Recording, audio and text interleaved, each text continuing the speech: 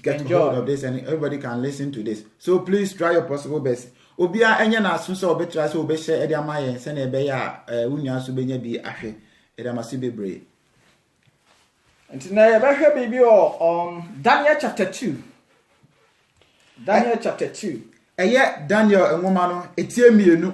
ye beye akwakosi awie from etie mienu ye bekan akwakosi awie na eye yenua Frank midi ede na tumpan ye ni yenua Frank ene ne ye ba be che Nyankopon asem na me so ye main we na ye be gina so no eye Daniel chapter 2 eye daya eye ohini Nebukadnezar eson ye na ekire ewiase awie ye no ahini e beba ene ahini e bedi akire no eno ana eye brother Frank ene ono so ba be chen na yate ase se ne be ya ebehu ba bia ya duru e wo wiase se no na enso etima fa ho na etima asesa ya brabo se ne be ya betimanya eye Kristo nanim adom eti me pato eye Daniel ngoma no etie mienu efiri etire mienu efiri ntiche mu ba kono ekosi na wie ene de ba bedi dwuma no na me kan o se Nebukadnezar da ya son ne nchirase eye Daniel ngoma etie mienu ntiche mu ba kono se na Nebukadnezar ahini afi etoso mienu ososon da ye bi na ne honhom ho yiran na nani soroi so ohwe Bible na adesua na odesha se o se Nebukadnezar afi edikan mu adana se toso mienu no oson da ye bi ebre oda no paso ene sen ohwe o kan free chapter 1 na oba e kire se no ohine no ye ohimpon a wodimu owo wiase nyina na okofa wiase edi ama bebreso ema including Israelites enintinu emra wa danen paso no odwindwin no wo ne kesiye ne se de wo si meditate no hwese de oni ho a na wiye no bekwa akoduro no oho no na otumfo Nyankopon na se yeho nyame a yesom no wadan hinta samodi a efa ne breso ene ewiase awiye eho adesua ade kire sa papa yi eno ho adesua na ye ba besua enti yenua kosoma ye ni yi mu mienu o se ena ohene ka se won ko frɛ nkonyayifo pedi ahunifo entafo ayifo ne kadi afomra ebra wo so da ye no afei woti na ni obo pitira na se ne yam hye no na wo pitira no na afei da ye no kra free no muko bana no honhom no na eyram no homete ade mi hu ye de ka me se hu bi ewu a ade mi hu ye de ebeboa me hu na me nya ne nti ase a ebeboa mo mahene yem eni nti no de opan se ene ye okofra wo ma wogi won die nkonyayifo magicians pedi ahunifo astrologers ana ntafo ayifo ne kadi afomra mpenimfu a na se counselors wo mo tunufo anim de enim honhom nsem no wonko from mra na o mekire no daye no ene ne nkyirase na oba begina wo hene anim mento aso okay na o hene ka kire won se maso daye bi na me honhom ho yira me se me kai daye no ne nkyirase o se nobody guide no ko frɛ ne nkofo ibe magician astrologers counselors wo bai wo begina wo hene ni mo se anuanom migimu di maso daye nanso mi yira fi me honhom yira me enti mi mo ka daye no enkyira me na mi mo ka daye na minim sem bayere mo betimi akyere mase eye verse 4 no se ena kejiafo no ka kyere ohene wo Aramaic kasemu se ohene nyankwada ka odaye no kyere wo nkoa na ye nkyere ase unse asase me mystery una waso odaye ena wo pese wo hu daye no na wonya ne nti ase na wotimi di bo wabrabo na se wotimi di ye de wo so wo ye wo se me yira fi daye no na wakofa obi a oju won die wa bosomfo a na se o magicians o ya nwade de kyere wo ese wo mo ma kyere odaye na se de ehia se wo be ka daye na kyere wo na wo so a kyere wo na nkyere ase wo de wo so yira fi enti de wo mo kan se wo hene asomdwen kan nyankwada na mo kadaye no akira wonko a na wonya kadaye no de a wonko anso be ma won tiase yenti de asem ohene kan na ohene bu ase kediafo no se de maka ara na maka se mo ankyere me daye no ne nase a wo betwitwa mo mu asinasini na wadane mo afie sumina wohwe wahene na no wotumi wo se de mesia na mesia mi yira fi dae no mo na mo so mu ye nkonwa mo ye nsenkyerene enti ne dae mo nkyira me dae no ene ne nkyira ase na se mutimi kyira me dae no ne nkyira ase de a oh ene na mahu se mo no mu ya mpa ntuma bɔ mabaso na se mo ntimi ankyira me dae no so de a ase ba akopɛ ne da ho ma no mo ene mo fiefo nyina metoro mase wo ni wo kyimi se na wahene ne yedan wo tumi very powerful wo ye powerful anasa wo ka bia ye nane ani magicians oju o di no wose so man timi ankyere ne Diana se de ya ne obeden obe destroy one even including their families na se mo kyerem dae no ne nase a mo benya me ho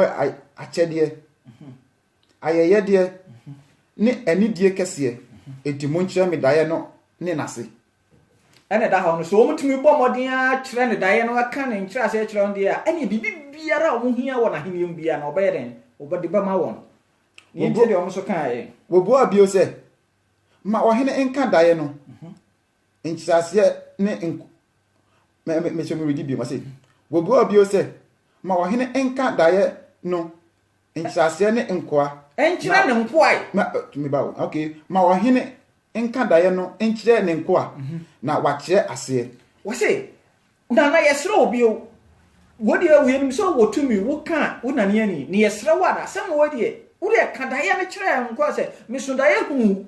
me hu bi wonya ka no wi a wodi agya nkyerɛ ase no ma ye be kyerɛ wase ne enti de ohene sa ka bi o ehyan sɛ na wahene no woni wojuo mudi ne wo sɛ nim sɛ ono na kyini tumi biara ni ho ba no onyankopɔn na obo no so bo na sa ase a wo si hene to hene no no wo pɛso wahene ne hunu sɛ ampa woni nyame a obo no na mpo no na hene ne odi no ɛhyɛ ne nsɛm ohene bua sɛ ampa minim ampa sɛ mo re baje mre sɛ me bre esane sɛ monim sɛ me kasa a me nane machiri wahene na so wo kan yi mia na hu sɛ mo pɛso mo waste me time ɛwɔ sam ade yi ho me se me rafi mo nkyerɛ maseɛ na sɛ mutimi kyerɛ maseɛ de a oh ɛne men bɔ mabaso men de mo pie wɔ mahenie mu biara me de bɛma mo na mo so mo ntimi ankyerɛ de a ewuo ne de ɛda hɔ ma mo na nya mo nko a mo ma enne mo na fofoɔ mpo mo nananom enyinara mɛhwɛ wɔn nase verse 89 no me pa cho ene Daniel chapter 2 verse 1 to I think say 49 and I kan esua ade verse 9 was say semo ankyere me dae no a ade rebeye mo efri se mo adwene atrosem ne na adasem se mo rebeka no manim de akosi se mesisa ma adwene sa sesi ya no se mo begina mo timi nkyere ma se ya mahu se atrosem impo me se mitimi kai dae na me ka kyere mo kura the interpretation mo de be ma bia na false interpretation na da enintri de hia na se mba den mo be kyere ma se mo ntimi nka da ya ne nkyere m dia minim se mo ntimi nkyere ma se enti na se mo se me mre kopem se mre ne be sra e be satra verse 10 no verse 9 I was say enti mo nka da ya no nkyere me mo nka da ya no nkyere me na me hunu se mo betimi akyere me ase se mo nya ka da ya ne dia a me hunu se enkyere ase ne dia eye kokokura ama mo 10 no kediafo no bua wo hene se na kediafo no bua wo hene se woni pebere ni asase so a wo betimi akyere ohene asem yi amen na ohenkese ni owura ni otumfo biara mmisa nkonyayifo pediahuni ni kedia biara ho asem a etise sei pen so how even magicians na mpo no mo hena hu se asem a wo ka no eya hintasem mystery enti den se nipa da sani anase obi oso oyinkonwa bia betimi ahu sa wo a wakoda wo mpaso ekwan ben so na afa dae ena die ne siye a wo hye waso dae nti wo ho yira wo enti yan kyerɛ wase na ebom sa wo hene asem wo ya wo de be de aye ye kra foforo eden wo bibiara ni asashi so ana wiasem ho betimi aka se ya kyerɛ magician anase astrologers anase Chaldeans ni biara awo ya asashi so ha verse ntichemu duba kono ase na asem a wo hene ribisa yi ye dendodo na obiara ni ho a obetumi akyere no ɔhene anim di enyame a wɔn tenabea ni hunam mufuo nkyɛn. Amen. Amen. Hana travel say a Christopher ye wonyame bia obo osoro ba asase ye wonyame bia ehinta impo magicians ehinta astrologers ehinta guardians in as a counselors and authorities or what principalities e wo wiase no ye wonyame bia e de ho ato no so a say nyame no me no mienu nya ne ho gidie ne ye de ho to no so de a ehinta sem biara hinta wa yabra bom biara obada di a kyerɛ yen na wo ma hunu po yi nyame aye sɛ di a ɛhɔ na ma wo hena ni ba no sɛ no me nkɔɔfo yi pɛ sɛ ɔmo dada me sɛ nyame bi wɔ hɔ de a adan na mo efiri something mahimie mu mo yɛ nsɛnkyerɛne ama me di me wura hyɛ mu na me aduru mra wo sɛ mo gye me ana sɛ mo yi me firi ma ho yira mu no ɛna de mo se gye sɛ nyame bi a wonni ewiase mo te bia de a ɛne mo nkyerɛ me verse 12 no ye inti ɔhene bu fui na nani break kɛse ɔsi ye nti embufuo kɛse yɛ den ɛbɛ hyɛ ɔhene Nebukadnezar mu na wɔka sɛ wɔnkum Babel anyansafoɔ nyinaa afɛ wɔ ma command wɔ sase sɛ ɛwɔ sɛ Babel anyansafoɔ ana magicians wɔn mo ɔyɛ wɔn so wɔn nim de no yɛn hye wɔn nyinaa ase ɛyɛ etidu miɛnsa no verse 13 no enti mmara no ba sɛ wɔnkum anyansafoɔ no na wɔhwehwɛ Daniel ne ne mfɛfoɔ no sɛ wɔrebeku wɔn. Na Embraba said the decree went forth that the wise man should be what? Slain. And they said Daniel and his fellows included to be slain. Ahano Embraba said, "Fe Daniel and Nkofo ni nyana for yen say won no. Daniel also and Nkofo ewo ho. Midinkaka said chapter 1 no wo hene call Israel e call fa Israel for no be ye no nko a entina Daniel, Shadrach, Meshach, Abednego, no one so into woman answer by Eba Babylon. Woman so ya fall no mumfa. Woman ya Babylon. Now, woman is shan set Nina me add to more Musintino. Woman ya power or Hinan Abem. No one go school. Woman ya swia for woman ya woman swiadi. Woman swia a cardia for na mamra no woman yansa some nay. Said your man city, no one sweating with your poor in the Nebukadnezar. Now we are buying and I was say a set woman in a school for teachers you when you was here destroy woman now. And to what share would declare no my order say young Kun's uncle for you now. Now verse 14 yentie dear a course way. Etidu 9.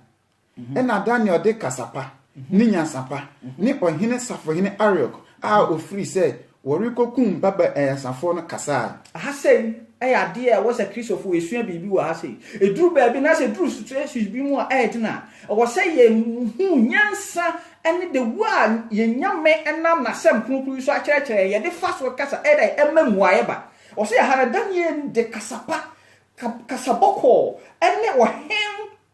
Anrock and I said Penia ye say young kuon nyina verse 14 on behalf of our brothers are not able to understand our local language, so I just read it verse 14. Then Daniel answered with counselor and wisdom to the Anrock, the captain of the king's guard, which was gone forth to slay the wise man of Babylon, including Daniel and Shadrach and Meshach Abednego. No, so on a bra what the kasapa and ne or hene kasaya no. Yentie verse 15 the ekosi verse 15 etudu enum no. I say aden inti na o hene hye mra a eye din sei ana Ariok kan asem no kire Daniel. Was it Hannah or Busa or him and announcing no? When young to was here, cast a semi or him can be adding. Said ye astrologers, magicians for a canon, the same thing. The same thing. Intino, not a more my then, everyone said no, a seminar then you part the sunny beer and a bit me adding. Actually, no more, just said, Yami beyond so any to know, sir, said, or him and Croc, no, I said, 1 year then. Oh, and. She said, Mraye yedinti, ena Ariok kan asem no kire Daniel. Na Daniel kokosre ohini se, o ma no bre na wakyere no daye no ase. Amen. Amen. Kasapa emakoma toyem. Wo hena na musini tiase no ma Daniel kwan se, wo preso de Daniel ko wo hena nim se, wo ma no mre no won kyere no daye no ene ne nkyerase. Aha no eye ade a na say gina ho ba Christopher wo se yesua bibi film wo se yesua bibi film so wo se yenya gidie wo Nyankopɔn na yeso no because asɛm bi wo ho no yɛte na sɛ buru yɛ na sɛ buru yɛ adwene ne yɛnti asɛ so a deɛ wo se yɛ ne sɛ yɛ yɛku nkoto gyan ne yɛ bɔ mpae yɛ ebusa Nyame ho akwankyerɛ aha Daniel ɛyɛ sɛ won fa no ko wa hero first of all no one ne nkakasa no one man mre no one kyerɛ no dae na se abra wonnim ho hwe esan se no wo gidie wo Nyankopɔn mu sɛ no matter what no bibi biara bɛbɛ biara no Nyame bɛ dan sa hintasɛm na yɛ den adi akyerɛ ne nko a ɛna Daniel free call ni fie na ɔkɔka asɛm no kyerɛ ne mfɛfoɔ Hanania Misai ne Asaria verse 17 no wɔse Daniel call wahene hɔ a wonya akwanya na sɛ permission granted no ɔhwa na ofuro no call ni fie no wanka sɛ menko ana saa asodie o mi fato mo so aha sei ɛna ɔse yɛhwɛ ne ye na Israelfoɔ bebree na wɔ Babylon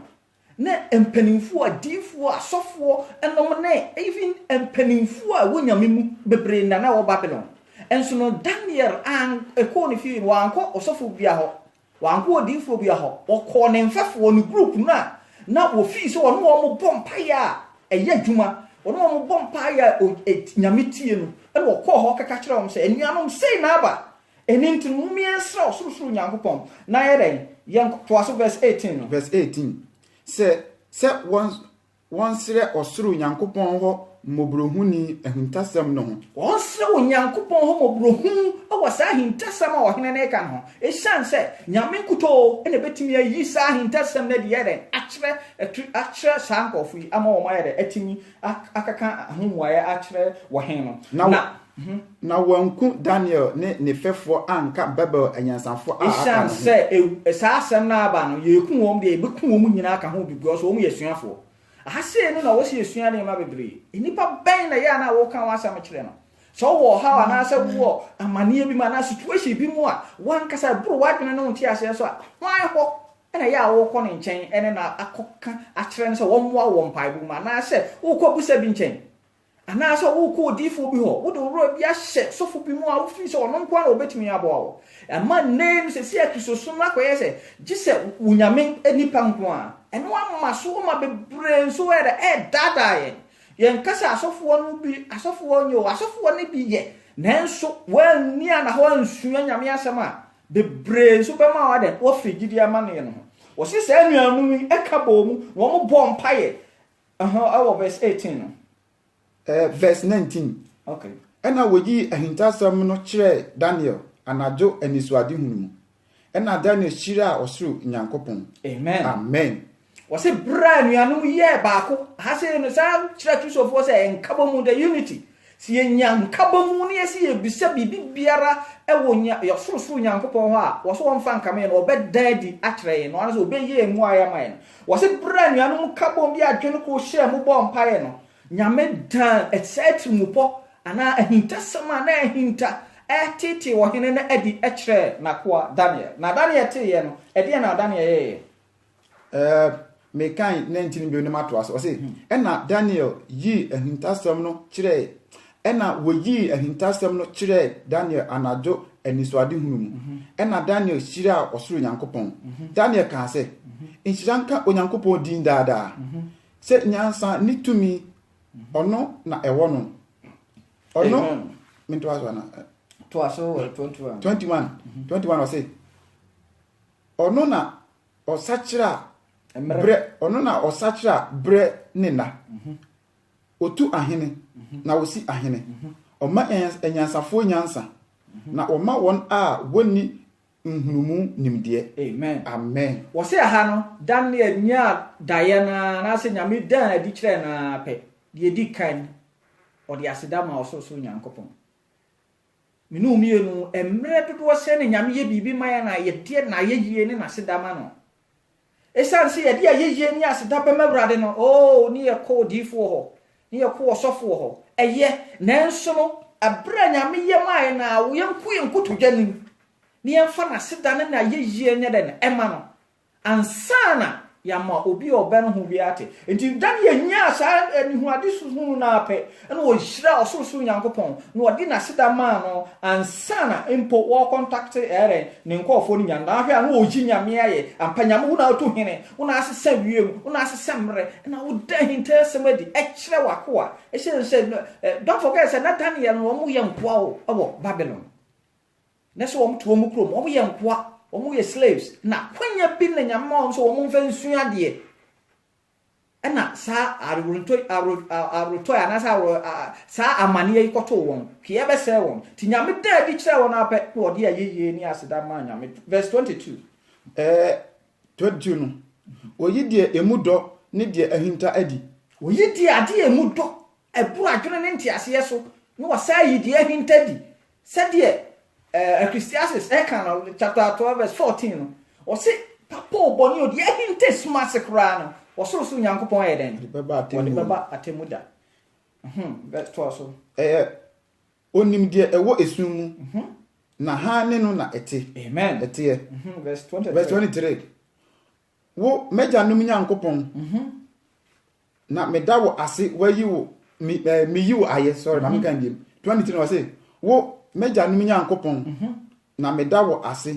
mi yi wo aye se wa ma me nyansa ni tumi na afei wayi de yesre wo akire me se wa ma yahunu wa hene daye no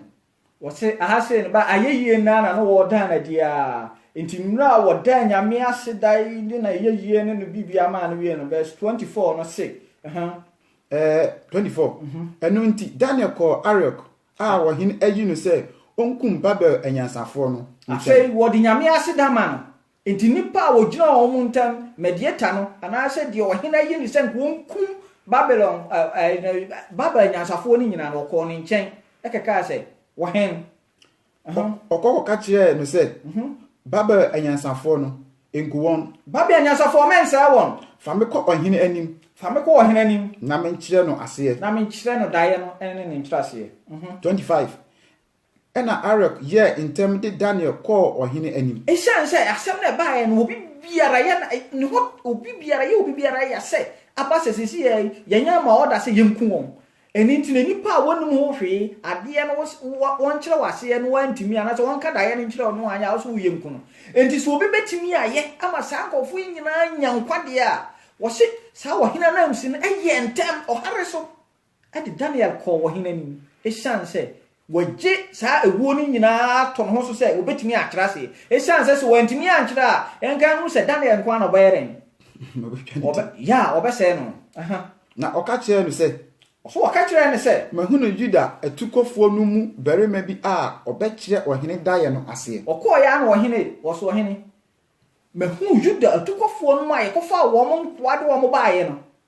ba ko a wo mu no se obetimi akira wo daye no ne nkira ase ni enti asema ohene nso kan ye ohene bisa Daniel ni din se ohene bisa Daniel ni din de Beltesasa se wo betumi akire me daye a mesunye no ne nkirase wokodu ohene no wo se wohen Daniel no ankasa no ohene no asesa won din esan se din na Daniel no edmo a wo mo nso fa Babylon abosun name na se wo hon mo name no din and the to so until Daniel almost sound by and Belshazzar into do ohene no ka say Belshazzar obetimi a kire me daye no ene ne nkyirase yenti ya asema Daniel kan 27 Daniel bua ohene say ehuntasem a ohene ribisa no enyansafo pedi ohenefo nkonyayifo nyankonkyerefo rintumi nkire ohene verse 28 nanso onyankopon bi wo osoro a woyi ahintasem adi na wo kire ohene Nebukadnezar de erebeba daachi na wo dae na wani suade a wo da wo mpaso no wo hunu yanu nie enminu agina o se Daniel sha ase na na wo so ohene sa wo hintasem na so wo dae a wo so ye no magicians, astrologers, Chaldeans, obien ho obetimi aren akira wase embo wiase ho nipa biara ye se wonde onimde ohwehwe wiem kwohen bahen obien ho obetimi akire na mmom no ade a na woda wo mpa so wo dwendwene anasa wo meditate wo susu de ebeye wo mre so enne se mpo woni ho a de ebeba anasa de obi oba bedi wa de na wo ye no enna verse 30 no verse 29 aha ohine wodwene nyoma pi wo mpa so wodwene nyama bebre e wo mpa so de yei achi ebeba no ho de ebeba se kire after se woni ho no na de oyi ahintasem adie no ama wohu de ereba no wo se obi oyi ahintasem adie no ama wohu de erebeba anase de ebeba no eti aduasa no na me de enyenyansa a ewo mimu sene atiasefo nyina nti na wayi ahintasem yi akire me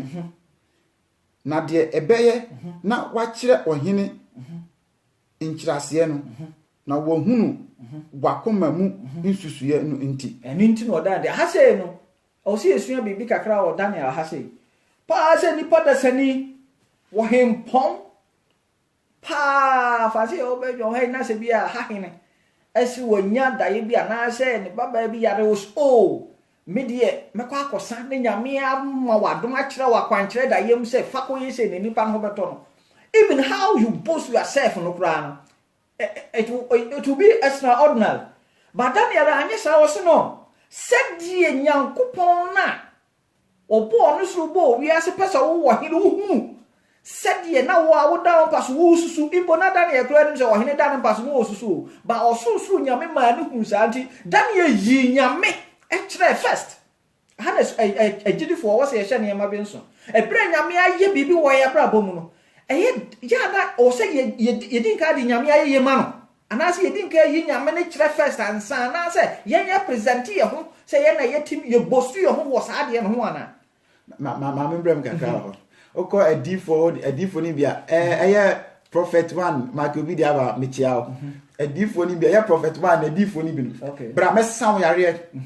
mama ho ato e because me ka say mobile money e fa to na use mame na frame na me no nkasa so eti adifo ni be ndi o mo di ka ho ayere ye to mo so ansa o mo di ka bosu o mo ansa what I say but o to aso and also e me fan say e mfom so of course I was say manya me na wo dum ye sa ma che de na ye da na di kire ansa na ye kra mpo na ye den apa eno ba say show so na mu nyam nti Daniel ye sa no ansa na wo ka aden da ye verse 31 eduasa ba ko okay wo wo hene wo hwe na hwe wo hene wo da ba so wo hwe na hwe ohoni kese bi nie ohoni ni so na sa ohoni no so pa na wo hran sen no so hran ese no na ya de kire wo de di kan no sa ohoni ni eso hran na efen so pa me to aso mami kan bi wo ohene wo hwe na hwe ohene wo hwe na hwe na ohoni kese bi nie ohoni ni so na wo hran sen eso by tre ejina wanim na ehu yehu ohoni no nie ni tri yesikapa sa ohoni na hu ya ni tini nyina yesikapa gold na koko ne na basa ye dwete ne koko ne na yi se no silver ne yafunu ne nasene ye kobre mfrafrae o sin na ne furu mu se no ne bari no bronze 33 na sere ye dade na ne sere no ebesi ne nan ankon no ho no mu nyina ye dade ne nan mu bi ye dade na emu bi ye dote so o hwe ne nan so na ebi ye crane ni iron na aye afra nti o si bi ye dade ebi ye note 34 wo hwe ara kosi se obuo bi a nsa biara nkura mu ti bebo ohoni nenan a eye dade ne dote no na ebubu muhu wo se ebra wo hene wo da wo paso wo hu sa honi no afedu honi a ni tini ye gold na na sini ye silver na ni from no bronze na efri na ya se ba ne nan no ankon no so ye dade no ene ne nan so odu no so ye dade ne na tue crane adi afra na wo ho no oso hwe ye hu se ense ebu bi ense biara nkutem ebe hwe honi no ne na ase na eden ebubu muhu 35 ena dadeɛ dɔteɛ kɔɔbere mfra faeɛ dwetɛ ne sika no bubu muhumuhu prɛkopɛ na ɛyɛ sɛ ahuhu bere mu ayupɔre bia so ntɛtɛ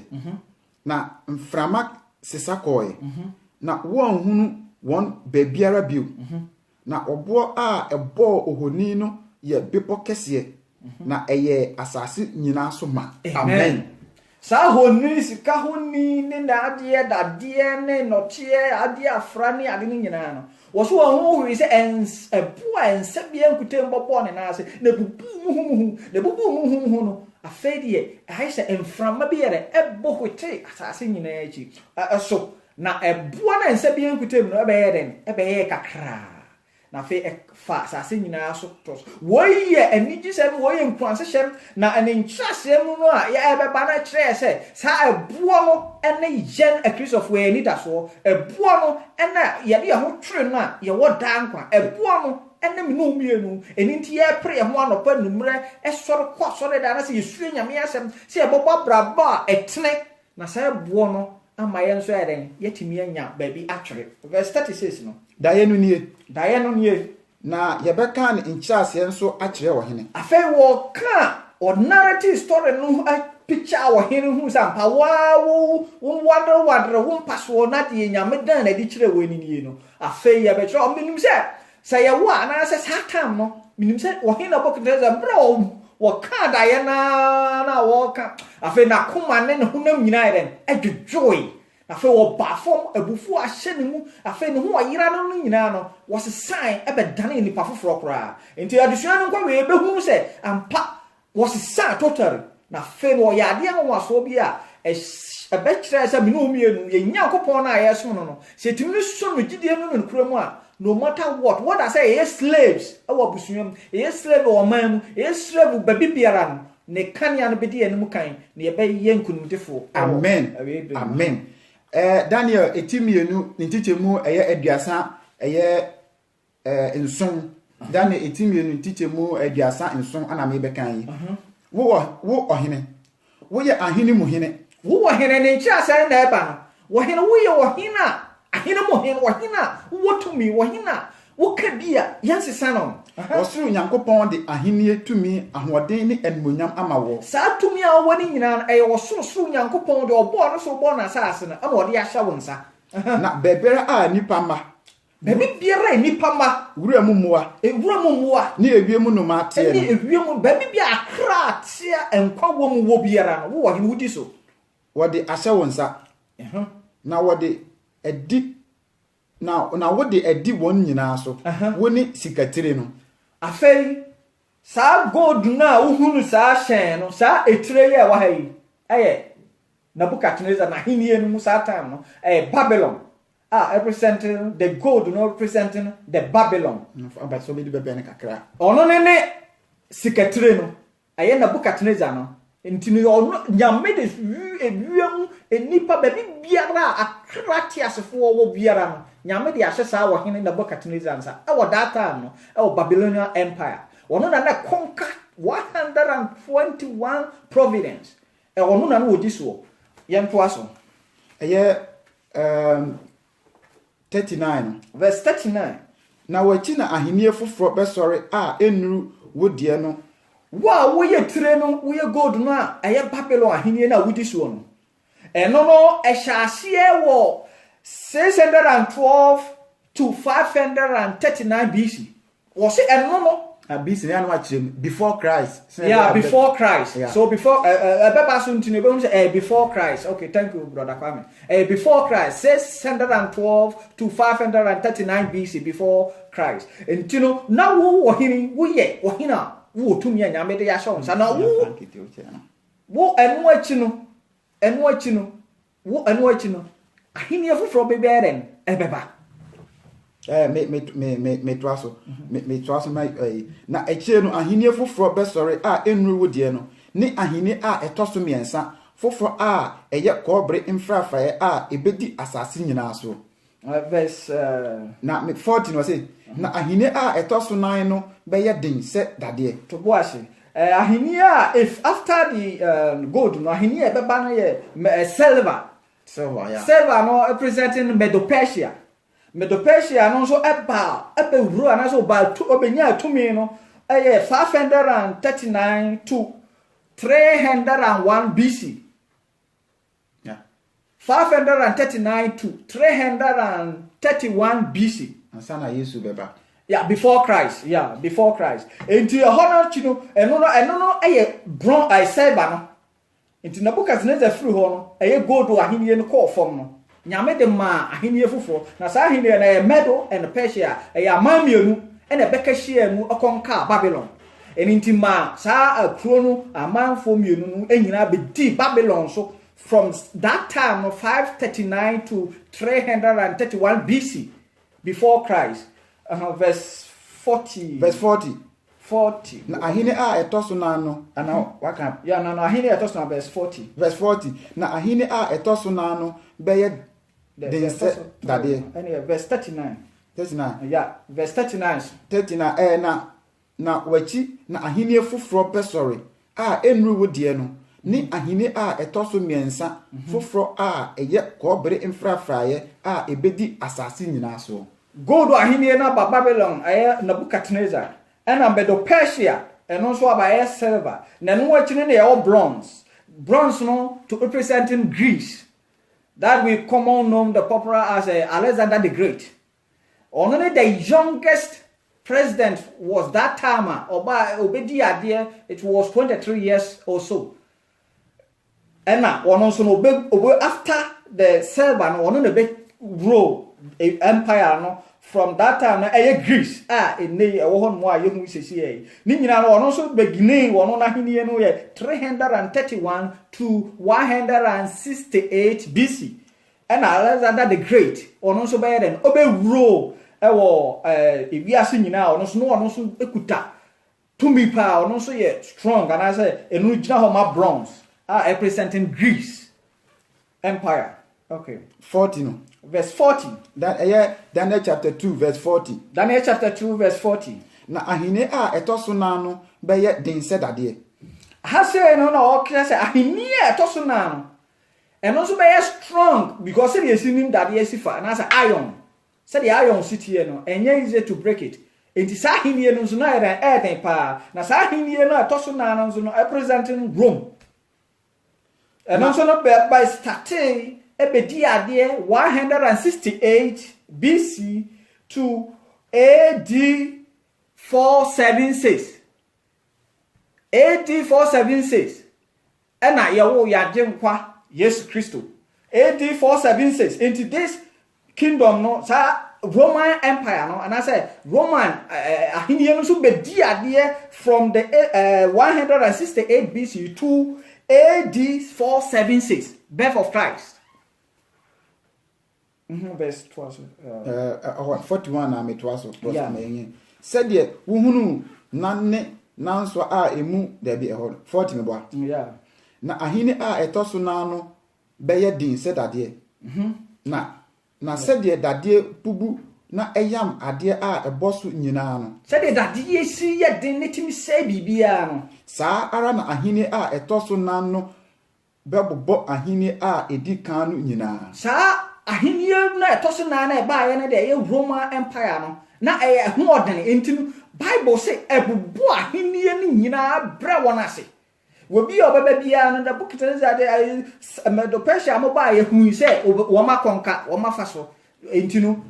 soft na bronze about Greece Alexander the Great ono so aba befa no ono so akonka eno so ye soft but we de wo so wo odene to oba ye no wo say ahiniye na aka na won obon ho ni nyina mpo no edua wotu ase a ni hina anka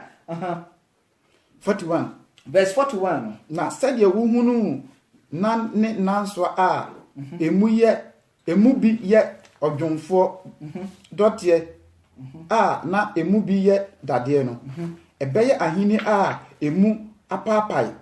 nso dade din ye no betenamu ha say no say you see additional chance you iron and crane and then divided empire and you know nanso adunuma papai enti ya ahenie kro nam Roma ahenie no so etra so from sa age no to 476 no mu ano enu na nam sa AD 476 no e na ahenie fufuro enso we ye du ebeba nanso adu na gina ho ma ahenie no so be ebe sore na no adi afra yehunu se dade e ho ode ntini na tie na ka ho ni nyina na ahenie no fa bi beden e fa bi nso beden ebe ye mre ebe ye soft ntinu sa ahenie no so ba be huro eno so ebe di ade from AD 476 no enu mu na ye rumeni se si ye on se honi no ye frinitia ba be true ne sere no ye iron eye Roman Empire no enu atwam se si ye wone na ase ne na ase no eye edu ahenie edu a ebeba no na ahenie edu no ebe na edin a ye bobo a ye betimi akai bi entem na me pese sorry me na lati kakra na ye hwe ye toa so ewo adesua na so no o se ahenie no ebi no egina ho ma edin ye ne bon Charles Magellan anase Napoleon anase Kaiser ana Wilhelm ana Mussolini and Hitler and you sa ahenie eduna obobosu nyana and e wo de ba ene current one na ebi ne Germany representing you but okay yan twaso sabe verse 42 mwa na nanso emu ya okay 42 na nanso emu bi ye dade na ebi afra I'm sorry na nanso emu bi ye dade na ebi ye efa no ahenie nu fa bi beye din na emu bi beye mre wose sa enanso ase dem sika na dade ne neti afra no erpa so dade ho oden echen neti ebi beye din na ebi beye mre na sedio wuhunu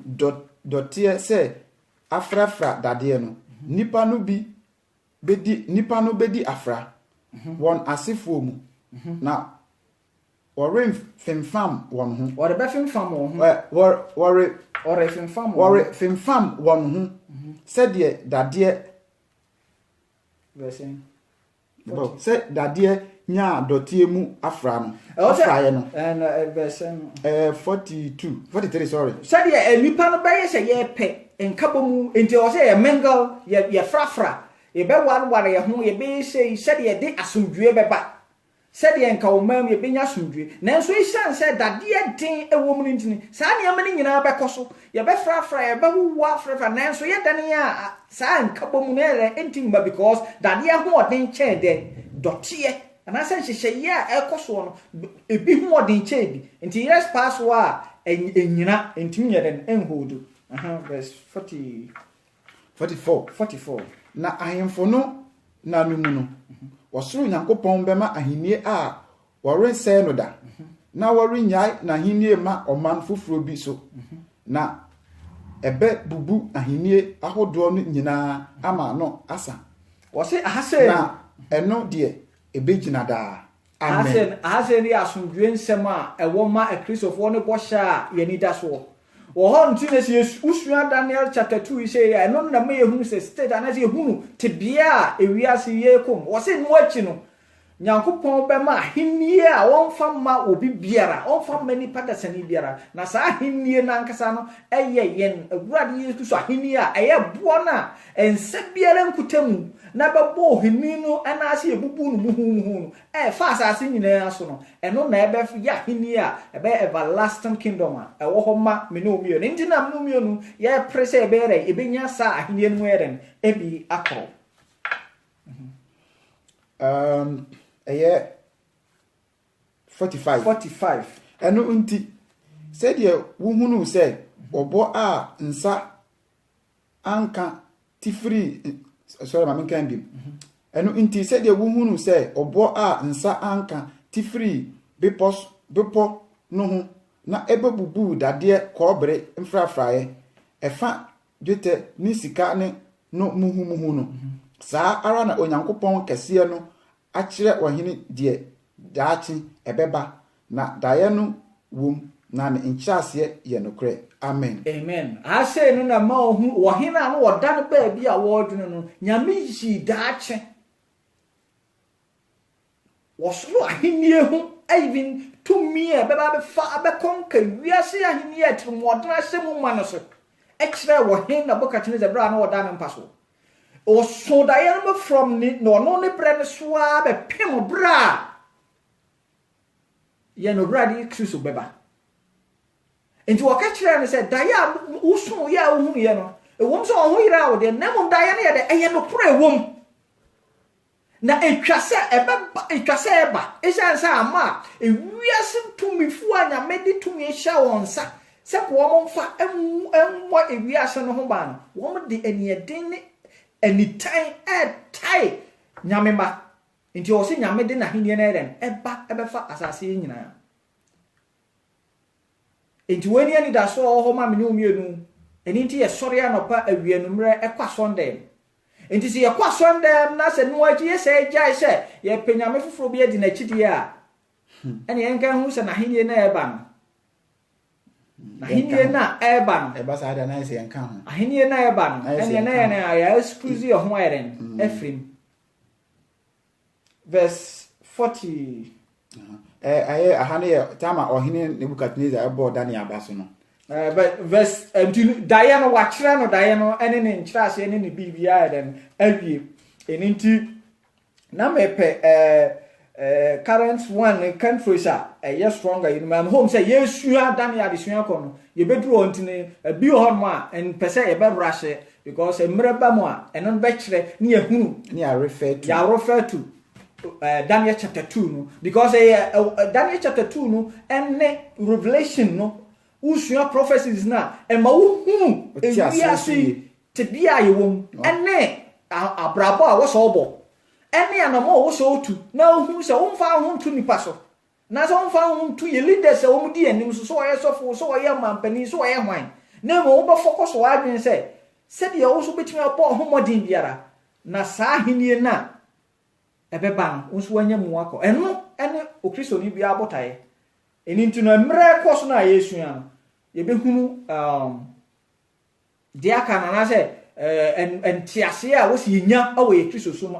anamotum na Daniel ka saa de no na Nebukadnezar ka bibi kire na nyansafo ne se magicians and astrologers ne se mutimi kire me dae no ene ne nkire ase de a mebo mabaso mu benya me nchen ayeye dia na say reward ena servant akwa no mfanin yakofa na baaye watimi abekire wo hen ene ne dae na se ne entie abasobode ana say ensakira be na banya Nebukadnezar mu awo sa abra na wo chapter 46 ekon eye Daniel ngoma etimienu ne yi mu aduanansia no eno ose ohine bo Daniel abaso eno na ohine Nebukadnezar di nanim butu fom na okoto Daniel ebra Daniel ka da ye nyina kire na se ewie ye no ohine Nebukadnezar ofri na gaso wahimpon akoto sore Daniel abaso bono prama no afi wasomete no wa bre no ho ase ehunu se no wo yakwa de na enso bibie hye no mu no eso chen wo no a okofa no from nukrom se wa fa no se wo yakwa no enti ofri na dwa so ehwe form we nyina kire se ye de ho to osoro nyankopon so a state ai wom biara no matter how say wunnim de se wo sika se oni sika se wo bi se oni bie enipa be yi watwene de nanso onyankopon be pege wasi mapon bie bia eba buru nipa ene na adwene ene ne ntiase so na oka se womo no Daniel aduane afode ni ohwam afode ohwe ase sori na nekeko obi wo bafode ya se na osi bafode fa se base wo bafode na se yesi ye bafode kra wa sori ase general sen yesi esi ye ho fa na sen yesi bono fa sen ye hu si pre fa wo hwi fam sori na wo so no wo mo na afode Daniel wo mo na afode nso wo hwi afode o kan English na o ya worship Unto wahine sore was some Daniel among water. Senyamiya bibi maya ne asen ene yesi ede ahopopo esom no and I say a worshipful a basi ye sorena. Yana ye show sincere kire senyame ampa de waya maya no ye ni so. Ena daibe na ya woso na woso dae na wonte ase ya ukokonsort bi obi and I say wo spiritual father bi oba review and I say wo kaka kire na obekira wo dae na ase ana. You will yami be also die now. You if you are no abesan na one kwa so de aka am one because na bucket na so ne die no. Ni yire fi na wo pay no wan kasa o me come nyankopon wo se wo ma oju won di e magicians astrologers so mo ya wo spiritual fathers kan enti wo mo na bucket na aju won di e do ko from buy but they were failed. Wo buy no so man timi anyere man timi anche o man timi anche wo hena se. But Daniel Nyankopon na ode ne ho ato no so no. Amen. Wo yi ahintasema die no. Oda di kire ne nko a. Papa hwekwa, wanka won se na won fata no. Nyame wo bibi pa bi ma wo. Amen. Di aka me no mienu se ebegya ya mu ama no. Ye be salande ne ye de ho ama no se Awurade won fa ye kura na wode ye be ye dwuma a ebaboro even empanimfo ahemfo empo atumfo a wo wiase wo madwene wo ntiase so. Daniel etimienu yi mu aduana nso no se ohene ka che Daniel se ampara munyankopon ye enyame munyame. Praise God. Hallelujah. Wose ampara unyankopon eye nyame munyame ne ahemfo wura ne de ogi ahintasem adie. Amen. Amen. Aha Nabukadnezar opusunsum ni menkanasa wonyi nyame ni woche ewiom sakrayefo womo takrayefo magician wande a womo ye ne gienu ene de wo yi nyame aye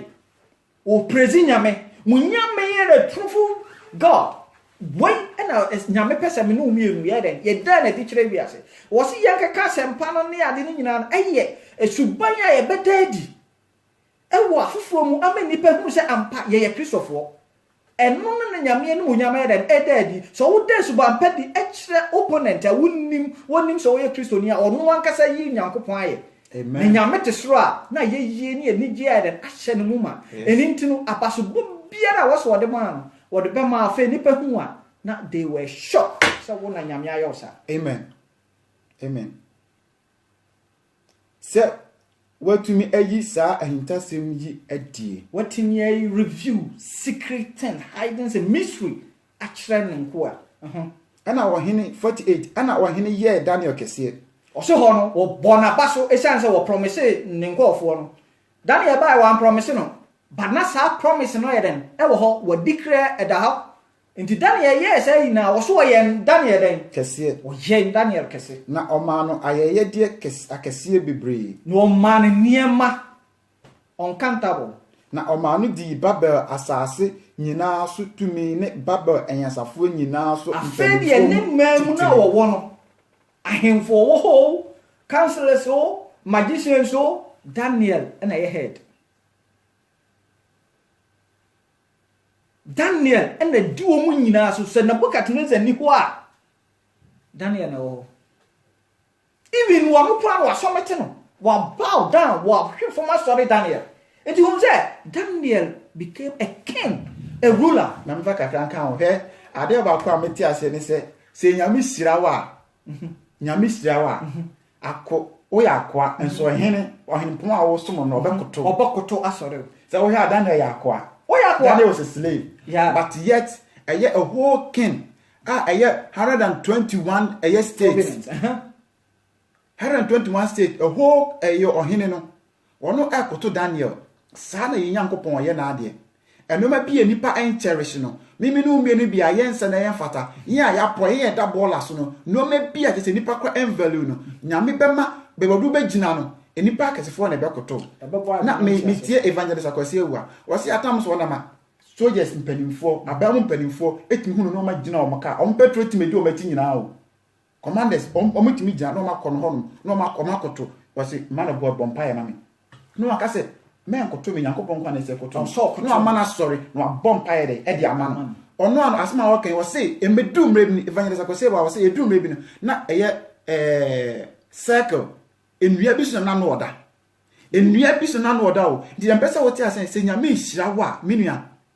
one thing is say etimi gina mu e de ama ye nyankopon aye som na se yamfa keka wa bi anka ye mu ne etutu na ma wo nyankopon mu I tell you no matter how the situation is no matter how the problem is nyankopon be fire free baby a menu mienu ye wey e nipa ncherehye ye no bebe die bedu na tell you our life will never be the same it is so yen sum ye nyankopon ho ni nukure mu na nyankopon be se ye nmunyam amen verse 49 49 di ebian Daniel Daniel etimienu ni yimu aduanan nkono wase na Daniel sre wo hene na ode Shadrach Meshach ni Abednego ye Babel asase mu nsem so ahwefo ni Daniel de otena ohene aban mu amen minu mienu adesua ba ye fafiri sa last test ya ye di wie adesua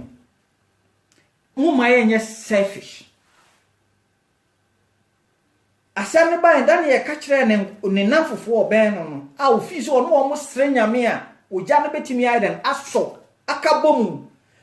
edrumra bi a agidifo ye hia unity empabo ye bompa kro a enkabomu ba kuma no nyina ba ye one ye ka unity ane se ya ka hu ohyiam so yo na menum nwen ye ya adwene no aiden etimi ye ba ko a nyame lf inshira no ba sabi na Daniel ne nkofo ma ebra esi ye na ye bo na baso no kwa wanye pese minkunya anka se odi emenya de eno anu ntimo amaka de sa Daniel ye bo ni din kwa wo hene koto soro no ye se wa bo na baso ayi ohono no wasna se wa bo ame a me sraw empai bo no kra me bo ye no nyame nko a minua no aka yinsu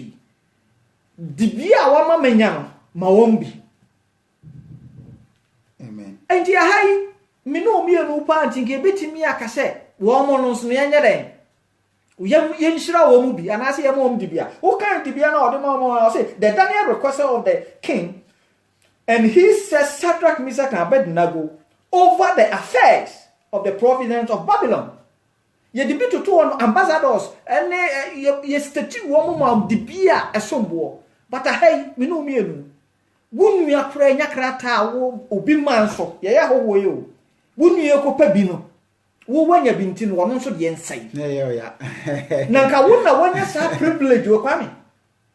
ene wo hene bo wa baso wo hira wo koto sori wa wo be kai wonu ya no ene da ho no asembisa ma ye no adesua no ya asembisa ma ye nyina enti se wonya biribi a ya na wo dwene se wonu ya bi nso nya bi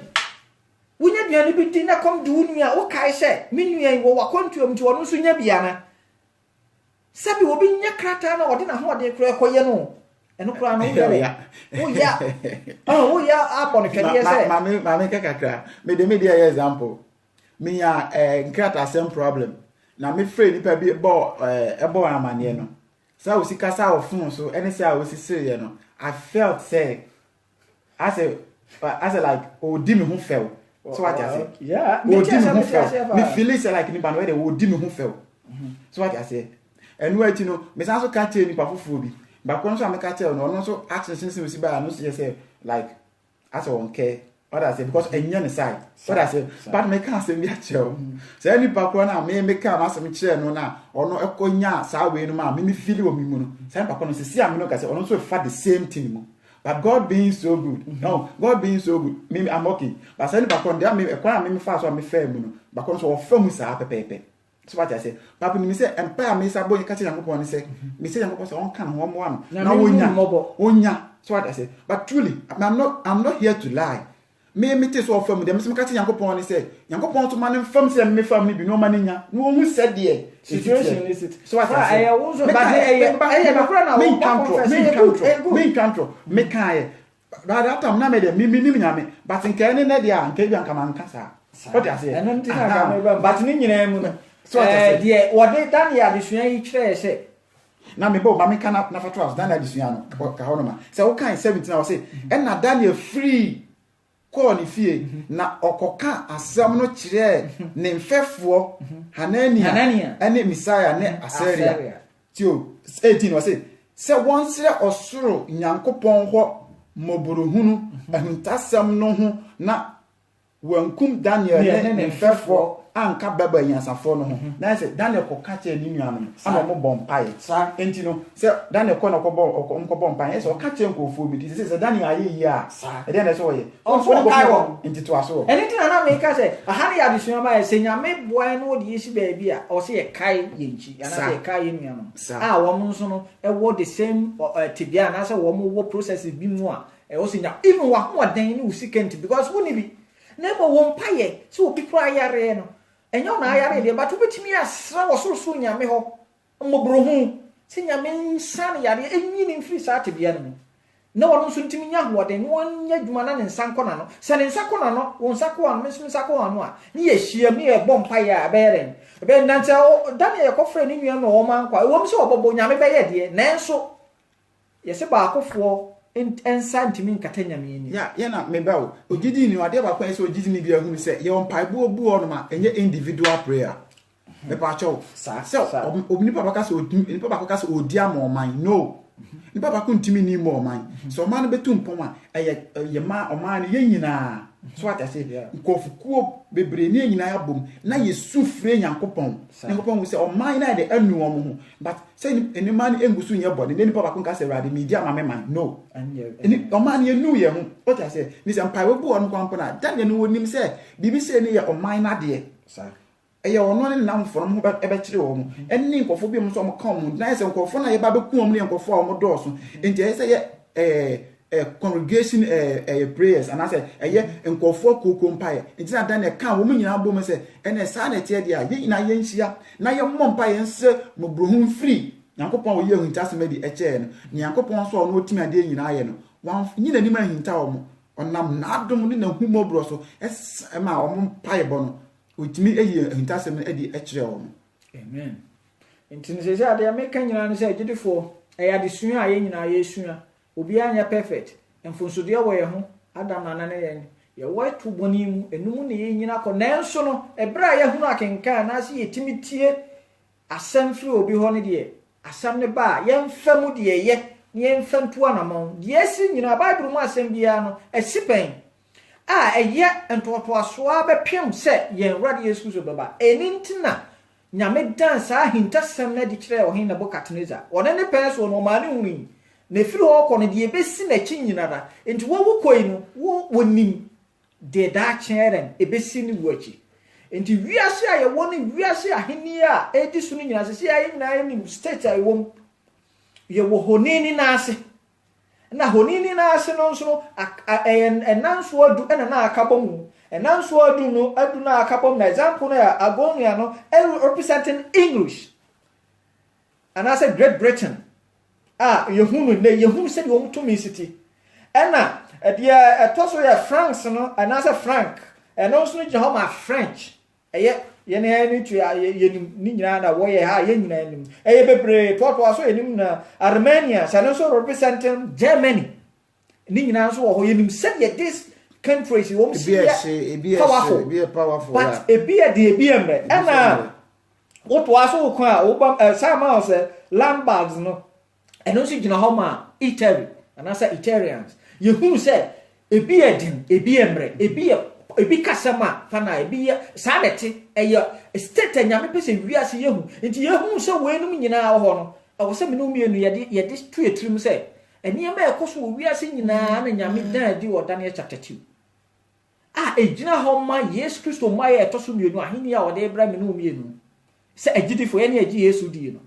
na asan say last year Yesu ya ne Matthew chapter 24 no eno no nso no ye nua kwa ma ye hu se ensenkyerene a Yesu ka se oba ebeba ne nyina no bebre nso wasi enti Yesu ya wo ye hu state aye wo no ade na wo sem ne hu no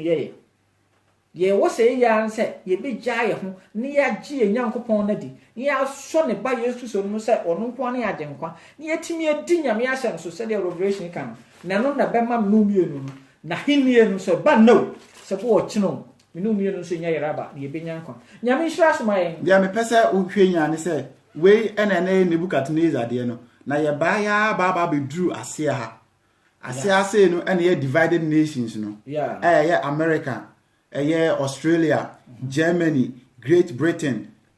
Italy, omu nyina ka ho no we enu na mimi no mi oniwom ni nyina sankofo ni superpowers e wo biase sese ana we ene yen agenkwa Yesu Kristo ebo na eba bebubu no agenkwa Yesu Kristo o sane eba asase so abebubu na atan no na wafa ne ma ede akono na hinie no de Bible me tia se wonya ma nipa bia na hinie no na Bible so se ebetena hoda ni se wo gidi na se wo tie ni a de mpesa wo tie ase ni se ahai ana menu mienu ye wo menu ha se na menu ye wo na ebo no ana eba no akase ebo no bebom ye twen se beba ebo no akase bebom enti menu mienu no ye gidi fo de a ede ne ye ya kwanhwefo ye hwe kwan ye hwe se ebo no ba bebom ne boma wo gina bia e wo hefa ebo no boma wo be survive na ebo na eba na ebe fa hotifo akọ wo yo hutini ana wo nyo hutini a emre e wo ho ma Bible ma me ti ase se wo se atiasefo de ye wo pardon ana se ye betimi abege awufo no ana wo mu ni me pa achew adwensache bi eni ho ma wo mu ntimi no mie na adwensache no ho ma ye ne yen hwe ya kwan die mu bia e bibia ye bia yen hwe ni ye na ye mbo ye ho modern because ebuo ni nie ana ohoni ni nsu nie ti se bom se si ana ugina bia wo hefa ogiri ni enie emre bi eni ho ma me no mie no biem seconds it could be now it men twense o daachi bi no asachira wa adwen daachi no anye o chena uni ba bia woko okay to aso ya na ase ya bi enti de ba wo bibi kan na de me kan kakra ne se o se mnu mi onu ye bomode ne yesua nyame asem no isan se emre awiebere mai we no na betumi ma highlight ya me ehunu mra yiwum because with that the gospel no yentimi enya japan bi enyina so ewia se pre no ho ye hwe niema se de yesi kwa adusuan bebre ho a ye besua enti no mpese ye be combat ye besua kwa ni mu kakra nyame ade ye behu se ampa minu mi onu Yesu kase anahide na ben duru apona no a na wo se minu mi ya hoboa na ye den ye de ehwe ne mai kwanti na wo se yenwen ni ye mompa ye ne anya den ya konso hwem yenwen na ye mompa ye na ya konso hwem. This is very deep now me can say be but I still want to say this say ye hwe Daniel na Daniel no eye obi a obre ne ho ase o kai nipa so was it Daniel de nyansa kasapa what they said what do you say kasa so boa me nipa e wo ya brabo mpa itiminya what I say so what I say kasa ne very important because assembly obeka no sa assembly timi de ko osayemu assembly obeka no sa assembly timi de ko nkwaje mu I see mpa yenum kasa what I say the same thing yenum kasa no ebetima me yenya nkwaje ama ye kra ebetimi sa so me yenya nkwaje ama ye kra ni dem pese ogigi ni bia wotie mi sese bia ne se bebi a wotosi ni bia no make sure say wo bompa ya obesi yankopon say erade wa hwe wo ho hwe mami cho atam to bi kan say mo bi entan obi meyi wani so ade oni so entetema wo ana mpu no entan obi meyi ma wo one can say if you examine yourself utimo say ha say na metosi ni enti make sure say wo bompa ya no wa say yen aginkwa Yesu Kristo say bebi a wotosi ni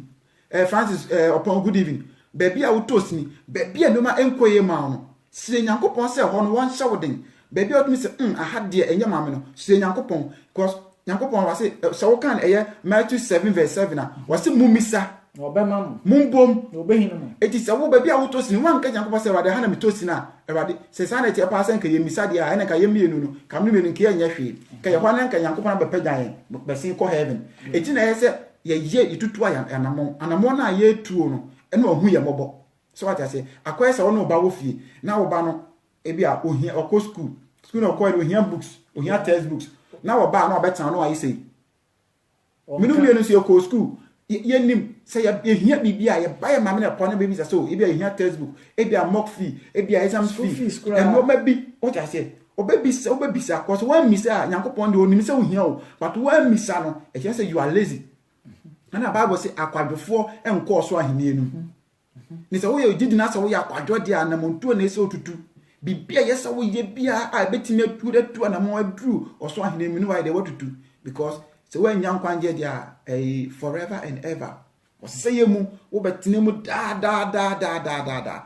yes ahomje bi ani baby a wo minia ahomje bi ani baby a it meant na na enye lazy wo ye lazy dia wa ankasa obi ni na so wara obi nyum say yum bi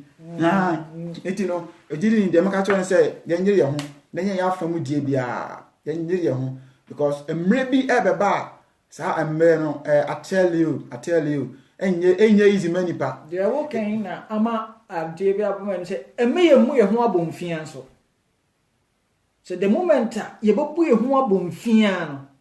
nyame nipa wo man na be hide what be fe nipa foforo so aye eni ti no ka say mo ankasa na mama bu mpa ye den aka so Daniel ti sa no bu ho abomfia say me ye wo akoa awo obi kro mu a enka bi bank ye nya no ho abasem se nka bi nyame be fe nipa foforo so de but nka Daniel din mem but ese say wo oji ni nyankopon no wo som no ne die no o gina mu sa gide na so to anamo se fa me ko wo hin ho aha se nsu sa address Daniel mo ko onko aso mu no mo nyini bi asa na wo mo 17 and 18 years young age na say how ya entity ya mo famu from bra o nya sa age no yeah because I hear them kat Shadrach Meshach Abednego time krampo na ka so mo kuto ho ni no mo so mo nya 20 mpo I'm looking at the same age. And it's not say when he try say lesson ma yen awfo ne say e wo se hu kwan a ye wo a ye be fa so ayeden atete ye ma especially o nyame mu because an nyame su na wo nya free wo mo awfo nsa no wo mo ko obi cross wo no e ko dane wo mo ye den enhira na last na me can say be me some short video bi na me de call abontin na me ka say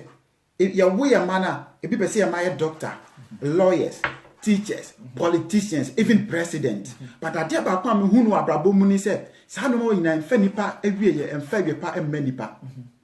Sanko fo ina so study mo background a ubekom no they were corrupt to say bia ansa na wu. Wo maka san bebe na so obu ko o ma wie ye no enye fe.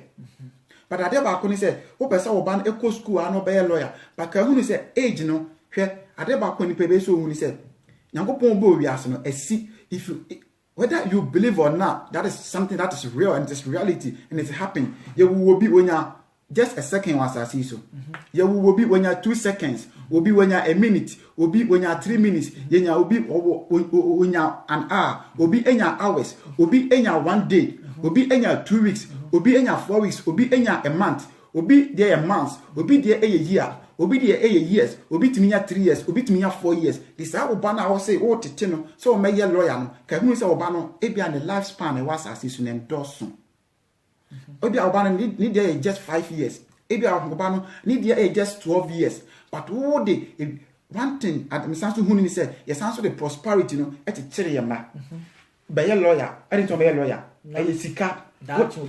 obedi enti de yedie na etete ye ma e de yedie na hye ye mamu se de be ya e be fa na adwenu he says so odi nyam su no so what e be gura nkora na hyase ye no sa pepepe odi yedie no mum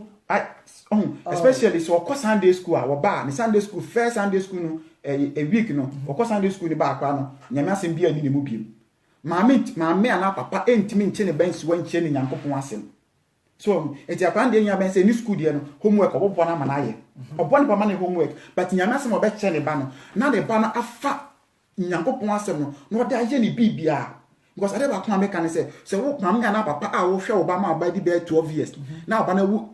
young age na bi aso di bi akuna de be ko hell no I tell you say wo sa maame ana papa no wo ni Nyankopon wo bi ka yeah wo ni Nyankopon wo bi ka kwan fata no ina onye de exactly wo ni Nyankopon wo bi ka ni say wa nyire ho na wa ba na Nyankopon de na chaw no Bible say e ma ye dey ye japade what I say e wo Kristo mu ni say Kristo sa japana Kristo di ama na chere Kristo di ama no so won ho say japade na so hwe a men nyawa so o ye on kwaje ho adwuma da ko Christ ho because we do one Christ jina kwana ka cho say sa ban a chere na me e che wo no dem de ma so hwe so ye no antimi ahwe so a wo so me ntimi hwe so eno so no we bebu mu atem because the Bible says so first o bo me din e wo nipa anim a me so me fere se me bo wo din o sa e the same thing say bia wo ko preach we no kwansa na say wo preach no e say wo preach a che wo ba no so what I say it just ye fie adwuma dey eye ansa na yakwa abonten maybe you are a preacher and I say bia wa sori kwa no di asori wo to nwuma na wo ye bibi but wa nkasa na wo ba makra untu no man kenya nkopon asem da bia obi sam ma school ho asem the school ko yes saying exams to say and now we say to say man I'm telling you you are mistaken. God is telling me to tell you. Our Lord Jesus is telling me to tell you. He said, it's irrelevant. First of all, start from home. If you from home, you can get to outside. Begin at home. So as I said, if I was starting a free fear, now we share one man, we know, go for be on the Yanko Point. So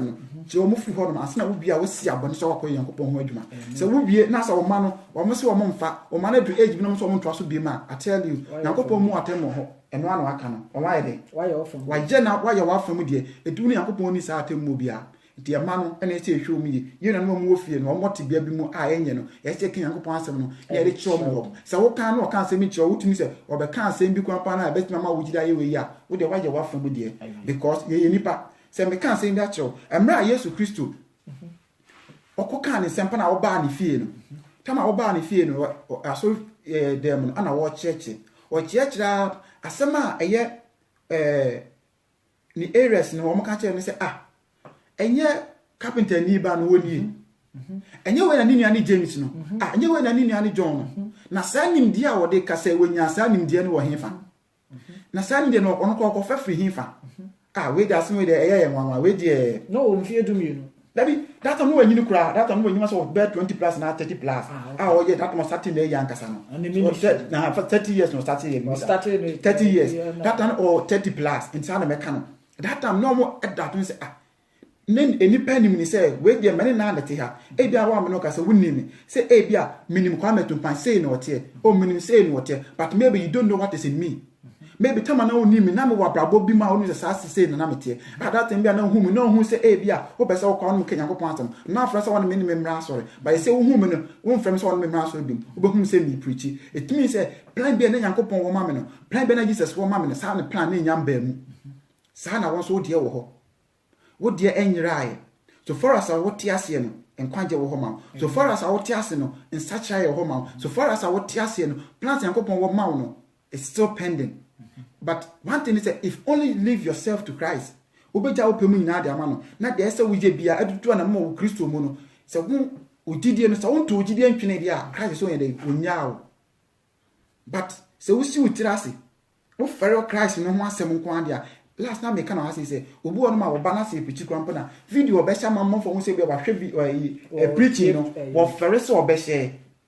So what I say, but I tell you sa se na wo se na ye nshira de mam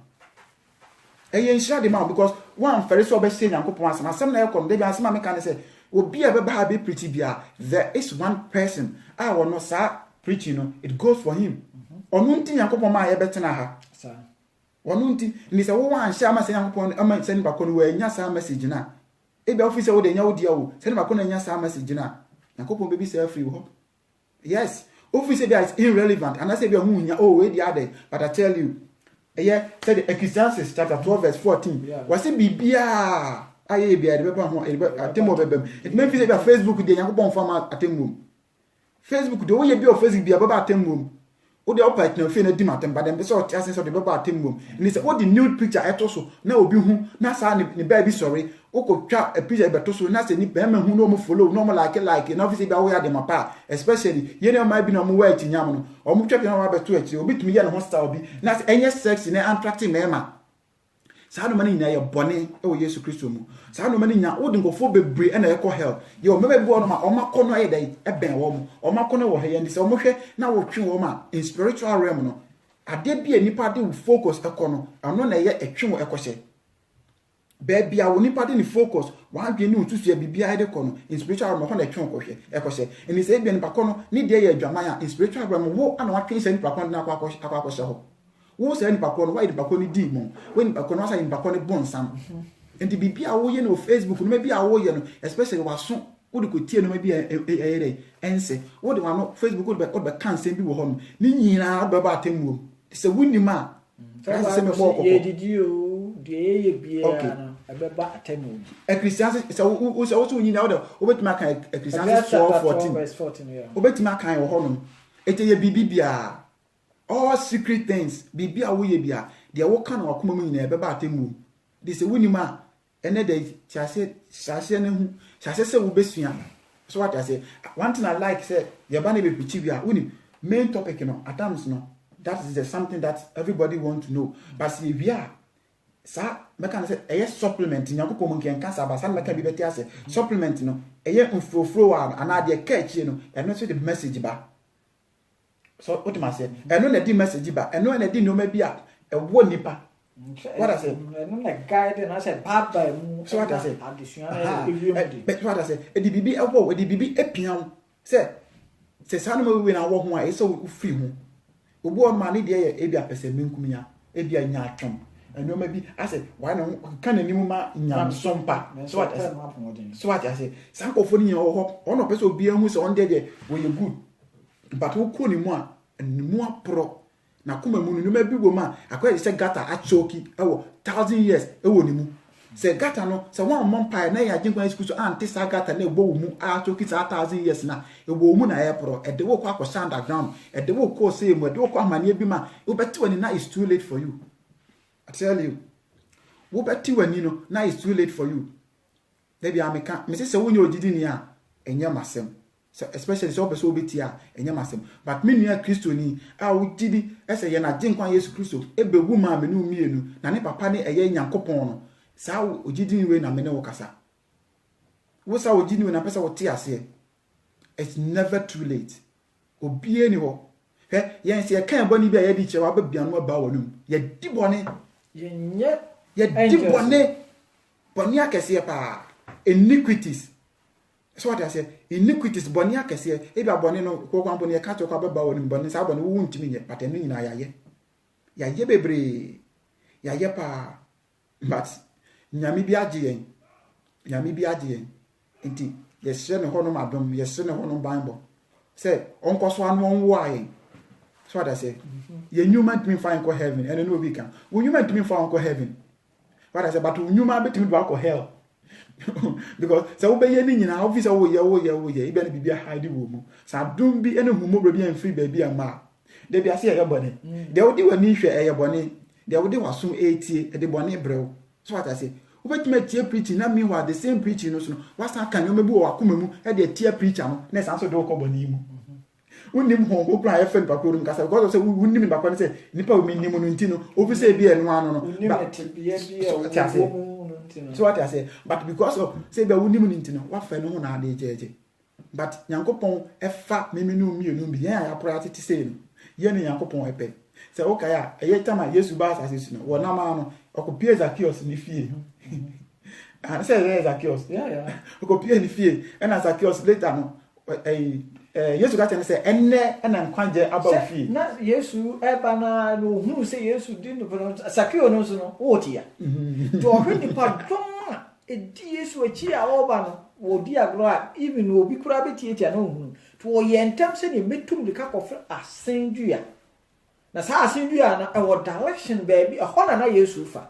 nti oduro dimirika duru ho na oforo ye no Yesu duru ho na wonu no onim ahinta se wonim de beba ne de ma odu ho na ogina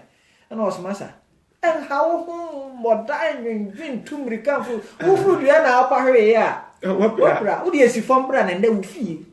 ena meda oh e kire nyame nim akomam e bia before no ti bia na you made my day help mama feel waka se mbo mama feel keke unim atams ye fi se bia yankasa ye pe ena bi ye de ekonyame fie o za asema bra Frank e kan say Zacchaeus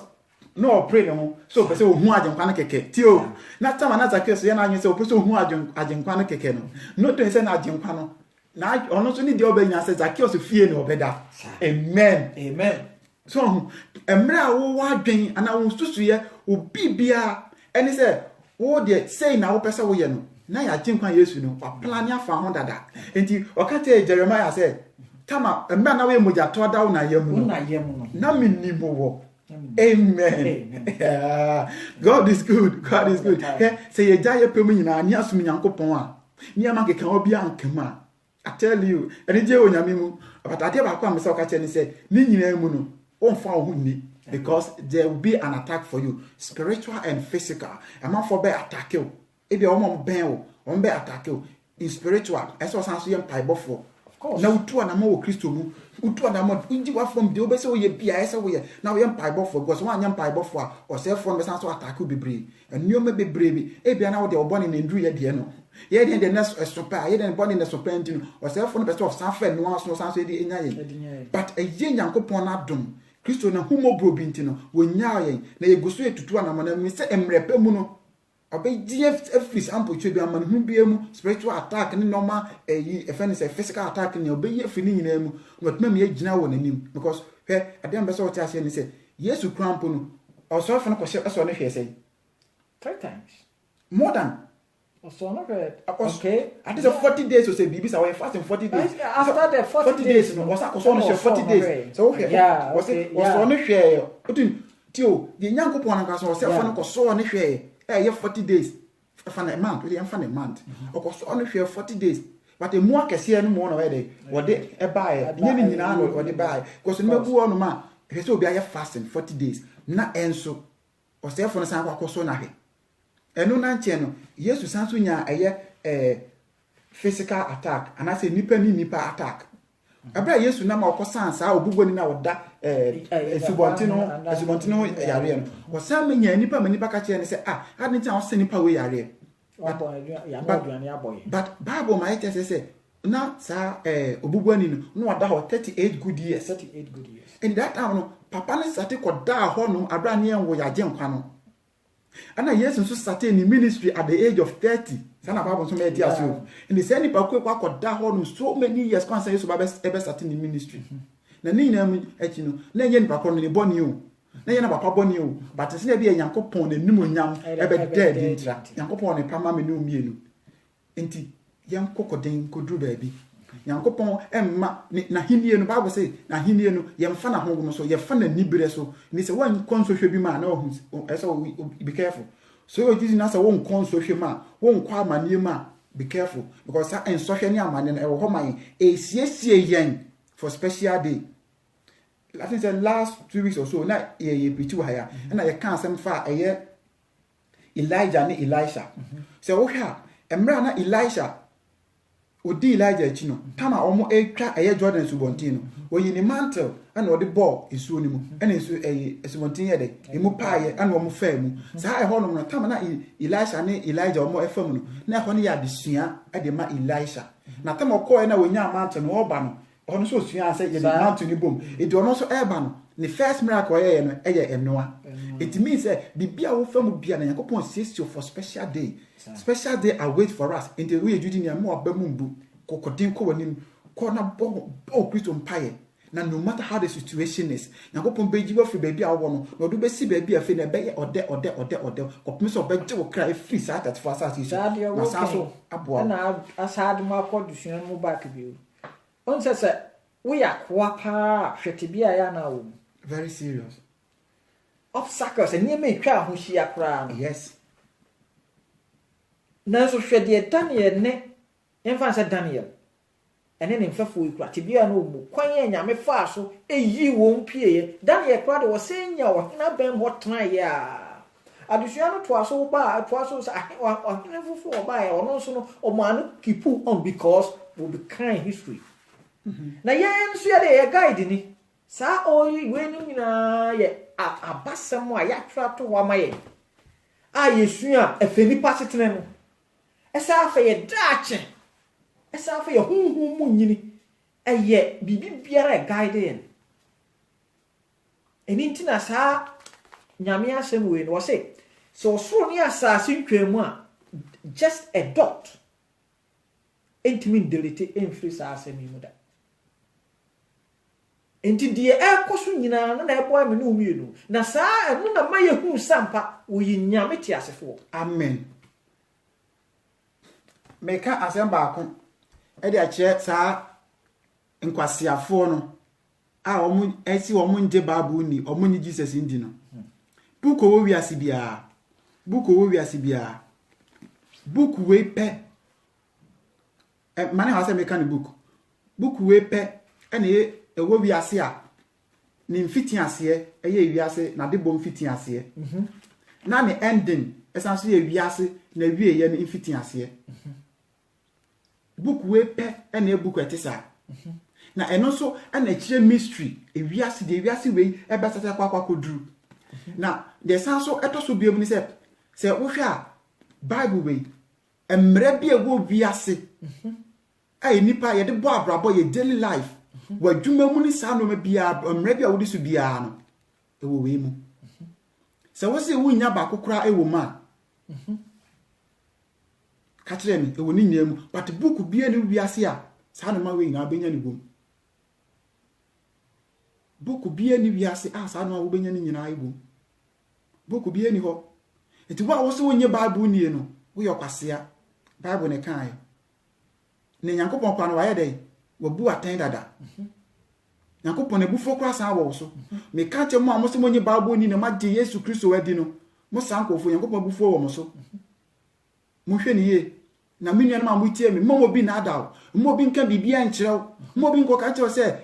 Bible no kra ye force especially sa enkwasiafo na Abraham be mo se kwasia no e ka che se mema ye friend Nyankopon ampato Nyankopon asem sa bibia nim wo kan Nyankopon asem a sa bibia nim Abraham be mo se Abraham be mo se wo kwasia asem o kan se Bible ni enya no kre wo kan wana nyi so wonim pa but wonim amana broso amana tra kwa ne boni ama no into o interpreting kwasia asem mu mame kan se mi chok sa Bible we a wo so wonyi ni no Ghana na wote memra wo ho emra nde wugidi Ghana na nye finfa enye bokum ni a cho do ho but wo se wo ma bro ni mfa book emeche wansa na bo hunyansa omma ya wotim no ye de mra na ye adwuma omra ni nyina so ye constitution ye de nye book afra constitution nye book ni a cho ya cho ni adoto na ye de ato ho no ba sa no be nyina so be sa nya no Bible mu na Bible so kwan so san so hye ne ma ene gay ni sa no manya nipa ye ni sa no mafia ye nyina no Bible na kasa against se sama ni nyina beba sa no ni nyina nye enso nipa accept ye ne ho adwuma ene yentimi nkan against but Nyankopon asem na ye de be konkwagem ye de betimi agina babiyie ne nyankwaja ma ekra ne nipa bi kaseti etia mo san kofu ni nyamo ye nkwasiafo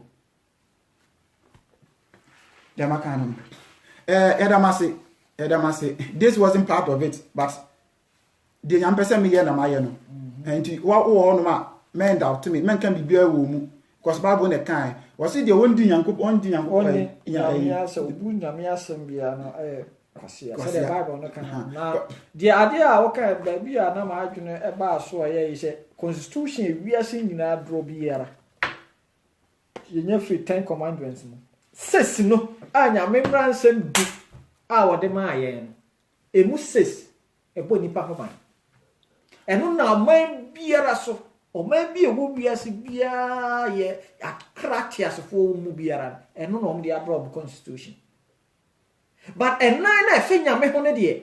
enipa bue ne agusua even ne enna ne ye no ye obi kasa kra o se nipa suro ye nyonku nipa chen Nyankopon of course adentra because emransem du no ensia na nyame de ma na bo nipa ho ba na enipa dia adro ye constitution na ye yi leaders so o mo hwe so said ye nipa ye be follow no eno no ye onna won than our creator yeah hanna awasem no mi na ye ahweye because Bible no ye fasisi ye ya eno na kire bibia wase eye kanea edi anim awiane ya najo ena saye guiding guidance just a church yen boy me ya no montu biara say ye to so mu na say ye daily life abrabo mu nyina no ene na kire me ehu ti se medo me nua meta me nua Bible me ehu enti ade na wo say ignore sa Bible ni ye ko pe book bi ana say ade foforo bi edi ade aye kire school no si atwo no book mu ene de wugidi the actual school na book ni actual ni de wugidi baba bu de wo so ma boni fa de emeche nyame hia mo onka mo ho na onhye me pa to mo maye mo mpaye onyame tumfo a wutumi ade nyina ye Kristo udin na ye yenka ye dawase wo humobro obamba wo de ma wo ma de echen so ene de eboro so ye nyanka ye sempo senke beda fom nanka watietie aye so odi wo humobro ni wadum be wo de adum ye se ye ntie wasem na ye nka wasem enkyere ye nuanom na ye hu ba bia ye tosini ne sesem free akwambone ho asedanka odin da amen ye dawase so na manu so ndi no ma che wasem yɛsrɛ obi bia wonya kwan etie ye awurade sɛ nipa kɔ no ɛma ne nhyira ɛmbɔ no awurade me so obi bia osesi anso me srɛ sɛ ɛma wo nhyira ɛmmɔ no me srɛ sɛ ka ne ho na boa no hyɛ nde wɔ wasɛm ka ne ho na soso ɔma daeɛ kito mo hu ba bia wo mo tosi na gye wo mo Yesu Kristo dim awurade mpotwe bia wo self ndi nipa kɔ hyɛ mo Yesu Kristo dim yɛtwam awurade yɛsoma wo hoɔden ɛkɔ mo so yɛsoma wo nyansa ɛkɔ mo so yɛsrɛ wo pampa ɛkɔ mo so awurade mpa bɔ ne sɛ kɔmbi bia ho na bɔ bia ho ban jiwanim edi eche omo ma munya wanim adom ma omunya wo honum hira ma munya wo honum bambo awade ne nam saye so omugide SP wo Kristo wo mu yeda wase nyame otumi ade nyina ye eso se yeden na kan ye ho yeso yen ya be kan asem yeso the best spiritual attack e twamo Yesu din mu yeso honum bambo yeso honum adom se ka nko aho na boa ye na se yeden wo wase mu yeda wase so am opportunity se yen yense na yen fata yen kan wasem ayi ni na sen kan odi nyame tumfuo awo wodoba Yesu Kristo Nazareth ne dimu adumti amen amen damasi bebre de yebesre yeni sika yeni dwete yeni bibia na yebesre osoro hene no inhira se enka mo ho mo ne mabusua se mu school kom se mo dwuma mu bibia mo ye bia nyame onti monim onti nanim enkyere mo oma mo hunu na mo hunu ye na yesre ye ho se yen try me ka try sana ese me ka yen try na yemmo modin na yembo abraba e be so yen agenkwan anya abraba no wo de wontimi o but yempo abraba e betimi ama agenkwan no e be nya nkwanje e de ama yakra enyamhyam bebre na onka mo ho me din din na etumpan me ne brother Frank na ene brother Frank e de nyame asem ebre ye dana se bebre so ama yankopon afa ne mu no akasa e de a kyerɛ edamasi nyame nka mo ho na onhye mo den ontimo nim nkyerɛ mo na mo have a nice weekend mo ne mabusua nyina na yankai say God first. Without God we are nothing.